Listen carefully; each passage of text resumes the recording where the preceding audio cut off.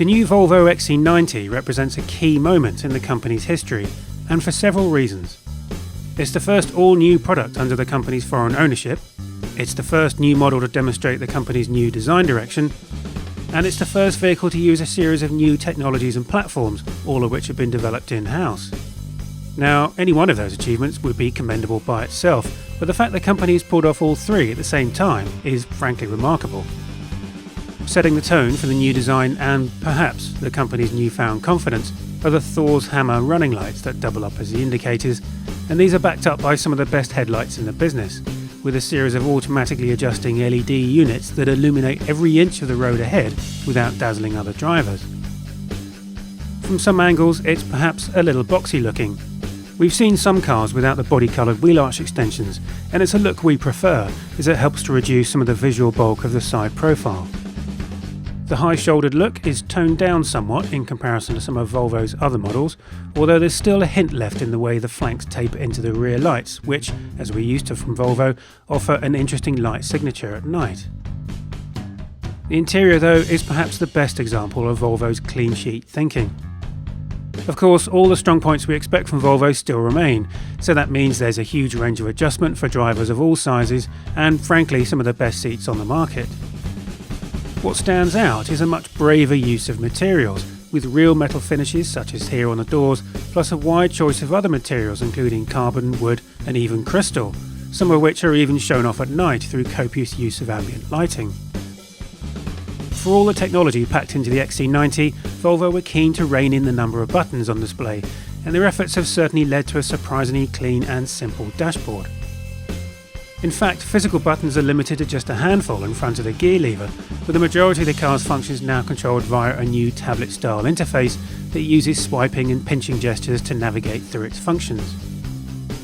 The basic idea is that accessing one of the four main panels causes the others to shrink out of the way, but not disappear completely, so it's easy to jump from one function to another. What's shown in those panels depends on what you use last.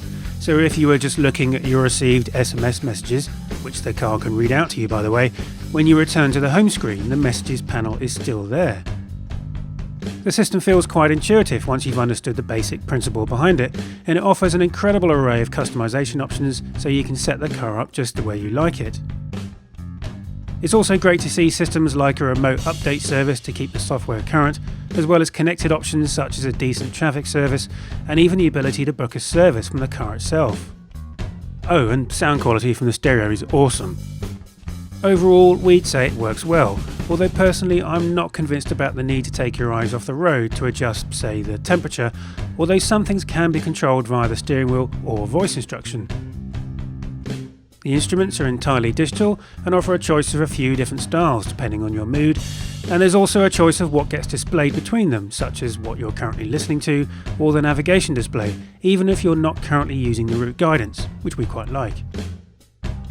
Rear seat passengers should be quite happy, headroom is good, the floor has only minimal intrusion from the transmission tunnel, and the seats, which also recline, are well contoured. Access to the third row is by moving the outer seats forward, and for anyone under 170cm tall, which Volvo says is the comfortable limit, getting in and out isn't too difficult.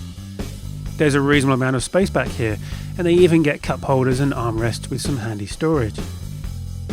All models get a remote opening electric tailgate, opening up to reveal 451 litres of cargo space, with a little space underneath the floor, beneath which is the spare wheel.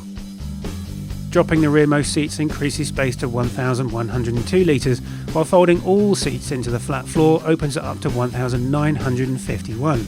And if you need more than that, I suggest you buy yourself a van. We like the various practical touches back here, such as the shopping bag hooks and the various tie-down points. And to close the tailgate, there's a second button that closes it and locks the car, allowing you to walk away without worrying about it. In fact, the only negative point we can think of is that there isn't really anywhere convenient to store a cargo cover when it's not in use. And while we're talking about practical touches, there are hundreds of them all over the XC90, whether that's the 360-degree view that's handy for parking in tight spaces, or the clever filler cap that you don't need to remove to refuel. Engine choices are between a 2-litre twin-turbo diesel dubbed the D5, as we have here, and it produces a healthy 225 horsepower and 470 Nm of torque. It's impressively quick, sprinting from 0 to 62 miles an hour in just 7.8 seconds, yet emits 140 grams per kilometre of CO2 and returns up to 49.6 mpg, although we averaged a still impressive 39 mpg during a week's testing. Next up is a T6 2-litre super and turbocharged petrol unit with 320 horsepower, and it's a bit of a rocket ship, hitting 62 miles an hour in just 6.5 seconds. Quicker than that though is the T8 twin engine, which mates that same petrol engine to an 82 horsepower electric motor to give a total output of around 400 horsepower. Its party trick is that it achieves up to 112.9 mpg on the official tests, with emissions of just 59 grams per kilometre, and can even travel for up to 25 miles on electric power alone, recharging via the engine or from the mains.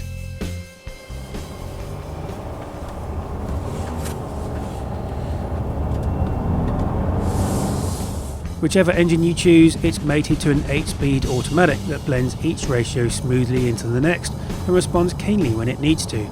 Plus there's a Tiptronic function by knocking the lever across the gate if you want to rifle through the ratios manually. That said, it's probably all best left to its own devices, because the XC90 is more of a cruiser than a sports car, and after spending a weekend trudging up and down a few motorways, we grew to appreciate the Volvo's sheer isolation from the outside world.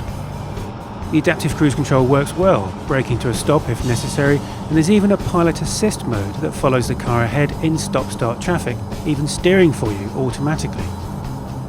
The ride is a bit stiff though, although it's better on models with the air suspension, but the benefit is that it's actually quite pointy, responding well to changes of direction and resisting body roll far better than you'd think something this slab-sided could manage.